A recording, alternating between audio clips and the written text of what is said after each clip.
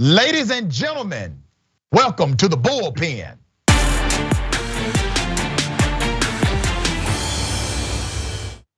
In the Bullpen today, we have Mr. Addison Hosner, commentator, Young Voices, attorney, writer, and mediator, contributes to outlets including the Washington Examiner, Counterpunch, and is a licensed attorney in Florida.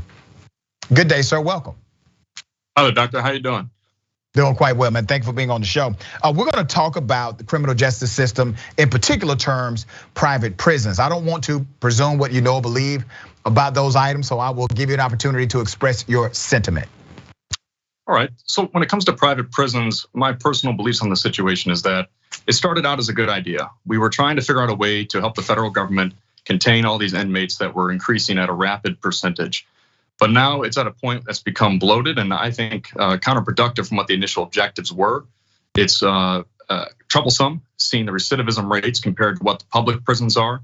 And so as a whole, I'm in favor of trying to reform the situation, if not outright getting rid of them. On Biden's executive order that he put forth earlier this year, but we can discuss it in more in depth. All right, good stuff, man. So I agree with about 75% of what you said. I don't think it was ever a good idea. That's the part that I disagree with you on. I'm gonna take you back historically to the Constitution, right? So we all say, well, 13th Amendment freed slaves, but it did not. The 13th Amendment actually did not free slaves. What the 13th Amendment did is create prisons, and it created an industry for prison labor, is what the amendment did. And if you read the wording of the amendment, it says very clearly that yes, slavery is abolished except for punishment for crime. So what really happened in the American social justice and criminal justice construct? Well, they figured out a way to arrest people more, in particular, black people, specifically marginalized groups, right? And so now you have this big machine, this big industry known as the prison industrial complex, which has been codified, and the catalyst connects back to the amendment of the Constitution. So I never thought it was a good idea. I always thought the idea should have been reformed. That is the idea. So you had a movement where people were talking more about reform a few decades ago, and we actually had some reform inside of prisons. But private prisons did not have to do the same thing as publicly held prisons did. So what was the reform? Well, the number one deterrent to recidivism is education. So if you actually give someone the education inside of prison, a skill, a college degree, we have found through statistical data that is the greatest deterrent to them coming back inside of that jail. Why do you think they eliminated those programs and private prisons never really even wanted them in the first place? I think a lot of it has to do with trying to cut costs. If we look at the data for private prisons in general, they seem to hire fewer staff, they spend less money to train staff, and then that results into looking like a deficit as far as the expense. So the public, the government can sit here and say, well, we've done what we intended to do, which was to cut costs and house inmates. But the reality is it's had a negative impact on those inmates themselves. I agree with a lot of what you mentioned in here. The issue with the recidivism rates is the goal was, well, maybe private prisons through the overcrowding that is in our public system will allow these inmates to get that education and rehabilitative programs to not be back in prison. But by and large, we're seeing that the percentages are about the same as public prisons, and in a lot of cases, worse. And so, yes, you're saving costs per inmate, and so you're cutting these programs to save that cost. But when you're only saving it's around $3,000 or $4,000 an inmate and total time of incarceration, if they're coming right back to prison and they're doing the process again, you're not saving money. You're continuing the system that is just keeping them in check. And as you mentioned, people who are either impoverished or people of color are targeted through our own criminal justice system. And a lot of that, I think, has to we go back to the drug war that was put in place through Nixon. And that's where a lot of it starts. And, so. Yeah, this is going to be the easiest debate I've ever had, brother. I agree with virtually everything that you just said. I do want to highlight one caveat when we say cut costs. Cut costs is another way of saying make more money. Exactly. Okay, so they really just wanted to make more money. And the reason why they eliminated these programs is because the programs were working. They were actually decreasing criminal recidivism at a significantly high rate. And they now, as an industry, they cannot sustain that model and sustain their profits. And so they got rid of these programs and made a justification to the American people that it was somehow cutting costs. But the truth is, the back door of the numbers says otherwise. It says you actually have more cost because of the revolving door connected to recidivism. So let me read something I think is quite interesting. Private prisons in the United States of America incarcerated 115,000 people in 2019. That represents about 8 or 9% of the total state and federal population of prisoners, okay? Since 2000, the number of people housed in private prisons has actually increased by 32% compared to the overall rise in the prison population that's only 3%. Well, here's why. States that still allow for private prisons, they have a built-in incentive to keep those industries running. Now, are they doing things like, well, we're gonna just start locking up more people to get more money? That's not how it works. That's not how it works. So let's say you have a state that's big in private prisons, right? That means that state company or the company inside of that state that owns that private prison, they give money to the governor. They give money to state lawmakers. What do those state lawmakers do? They refuse to pass policies that would reform criminal justice, that would actually lead to less incarcerated people. That's how it works. They don't go out and say, we gotta lock up more people. Nobody does that. But they do not present legislation that would create remedy in our society so that less people are incarcerated. Do you agree with me on that sentiment? I'm 100% with you, Doctor. The problem we see is if you look at a lot of these contracts, there's no incentive to actually reduce the incarceration. Yeah. And I think if you want to fix the problem, if the goal is really to keep people out of prison, it's to fix this system of injustice, why don't you incentivize a bonus, perhaps? I'm not for the privatization of prisons. I think it's kind of grotesque when you think about incarceration, making profit on that. That seems un-American to me, in my core. But if you're going to have to privatize it and make profits, since this crony capitalism is what we're all about here, it seems, why not incentivize less incarceration, less use of the private prisons as a way to conserve money, since the taxpayer is losing that money, whether it's going to public or private prisons. And I think that in and of itself would maybe push some of these governors and state legislatures more in line with trying to figure out ways of how we can fix the system itself. Because you have 3 different spectrums within criminal justice. You have the law enforcement, which is the police on the ground. You have the judicial system, which is the attorneys and the judges. And then you finally have the actual legislative side, which is writing the black letter law that is being enforced by the other 2. And right now, there's no incentive for state legislatures to remove these privatized prisons. The prisons have no reason, because there's no incentive for them to want that to occur. And then it goes all the way down to our current system, which we've been seeing over the last few years, of police officers using abuse of discretion and having no consequence through qualified immunity. So it seems to be quite the circle here. So I'm all for trying to tear it down. And again, I think we're in pretty close agreement here on all of things. Yeah, we really are, man. It really thrills me to hear you say what you're saying. Selective prosecution or prosecutorial discretion, people usually talk about that in the context of the district attorney or the state prosecutor. The truth is, prosecutorial discretion starts with the responding officer. That's where it starts, all right? The officer can say, you know what, this is not a big deal, let's keep it moving, or let me charge you with everything I can, including jaywalking. Let me put you in jail and overcharge you to the max.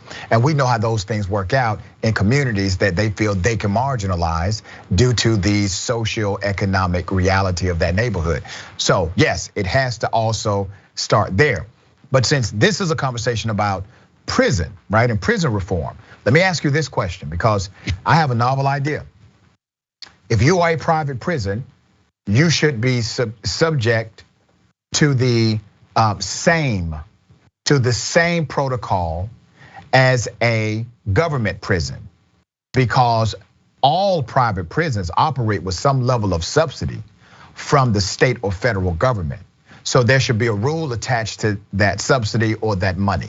Number 2, make sure that there's a mandate to create educational programs inside of that institution of incarceration.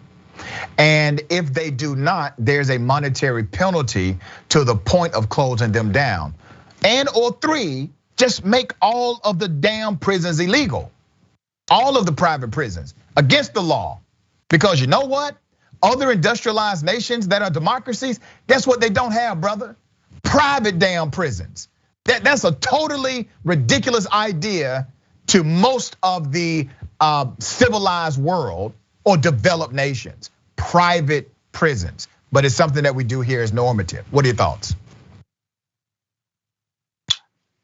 Again, I'm in agreement with what you're saying. And I think there's something else that's been, a part of this that would assist. And you mentioned the state attorneys and the selective prosecution. Currently right now, the American Bar Association recommends a public defender to only have 150 felony cases at any given moment or 400 misdemeanor cases, which I can tell you as an attorney, just having 400 cases, you're done. There's no way you're able to give the time needed to each one of these.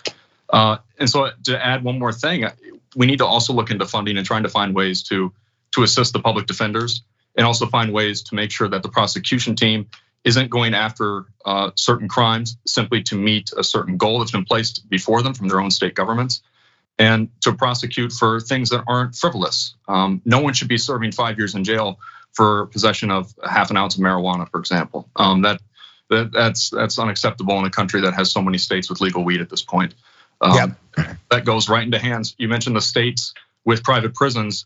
If I recall, when I was looking at some statistics recently, Georgia is predominantly ahead of any other state in our nation when it comes to privatized prisons and using them. And a lot of the southern states I find are guilty of this as well. There's a few in the north, in the northeast, but I do find that there's an issue with states that typically seem to lean more to the right and or have pretty verbose, let's just say, individuals who are for them. And the only way to fix that, again, we have to start at the top, and that's going to be the legislative branch.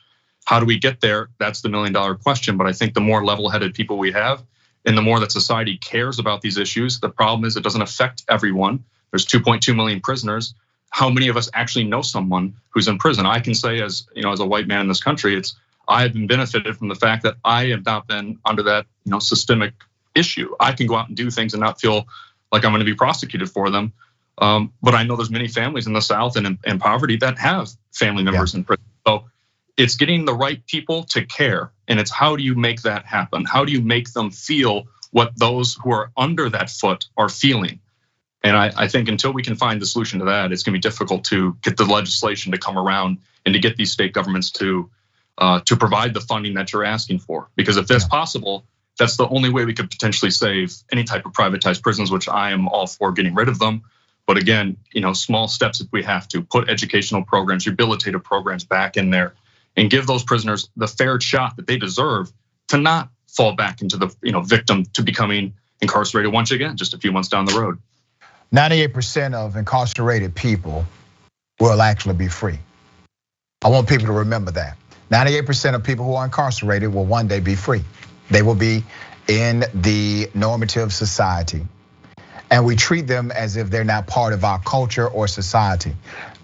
You said something really interesting but true. And I know it's your reality, I'm glad you said it. You don't know anybody in prison. I know 11 people in prison that I grew up with. 11 people, some of them, they went wayward. Others, they were targeted and got caught up in a bad situation, okay? But they went to prison. My reality from the community I'm from and yours is different. But let me show you how we're connected, brother. Let me show you how we're connected, me and you.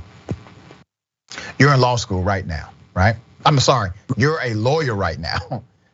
I'm in law school right now. I'm a second-year law student.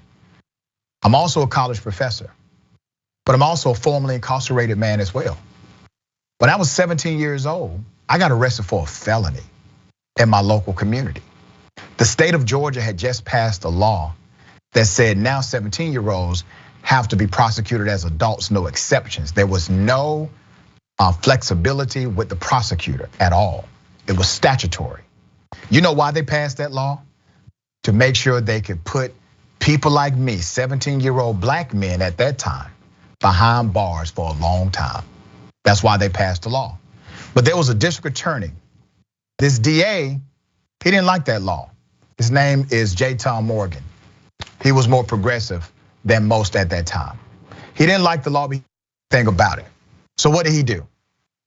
He decided to create a rule in his office, a policy that said, we're going to not give anyone who's 17 a felony in this office. We're going to give them a first offender act, because under the law, you can still do that. Well, to this day, brother, I'm felony free because I got to take advantage of the first offender program and the platforms and the colleges that I teach at and lecturing around the country. I could not do those things with a felony conviction. So that's how you and I are connected, because whose show are you on today? You're on my show.